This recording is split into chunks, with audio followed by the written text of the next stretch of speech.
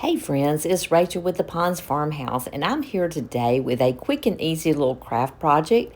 I'm actually using hot glue and I'm pouring it into these little silicone molds to create a decorative design, which I'm going to be using on a clay pot that I found at the thrift store. This is an inexpensive way to create a decorative flower pot. Uh, Really quick and easy. I'm going to be doing several of these and we're going to set them aside to dry. So let's get started.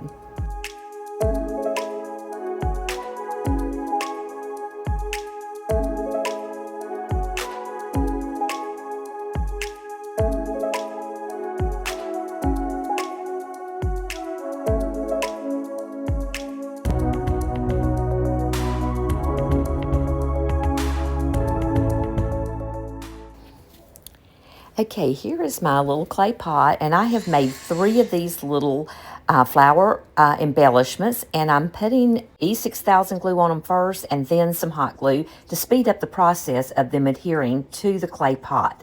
You just want to press them on, and like I said, I've got 3 of these, and then there was one little gap, so I poured one little individual flower, and we're going to apply it right here in the middle to attach it together so that it's completely covered. Then once we have that done, we want to go ahead and age up the pot with some dark paint, and then I'm going to do a whitewash over the top of it.